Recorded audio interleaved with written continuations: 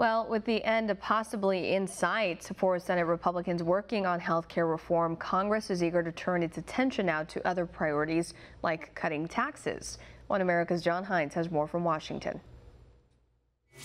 President Trump and Republicans in Congress would like to soon cut taxes across the board and make other tax changes to boost the economy.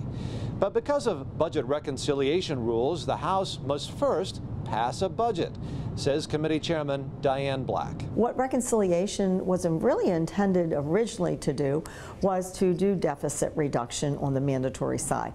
We use it for other measures because what it simply says is that we don't have to have the filibuster in the Senate. So in other words, we can pass this measure with just 51 votes.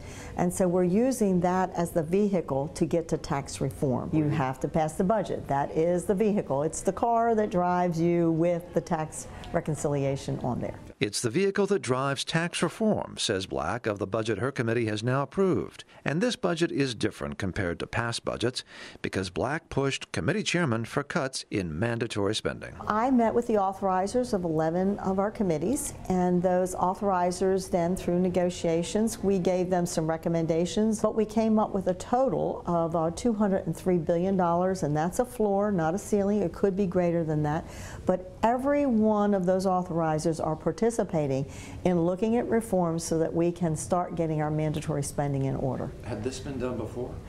Not anything this large since the 1990s. So this is really a change. A budget with a big change, says Black, but a budget that has been bogged down due in part to health care, says Justin Bogie of the Heritage Foundation. The Obamacare repeal is operating under the 2017 budget's reconciliation instructions.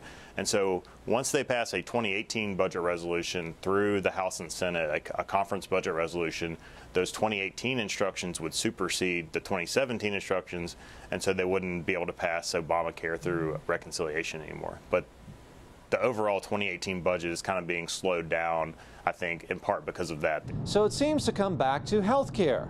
Once that is resolved, one way or another, many Republicans will be only too happy to move on to both the budget and tax reform.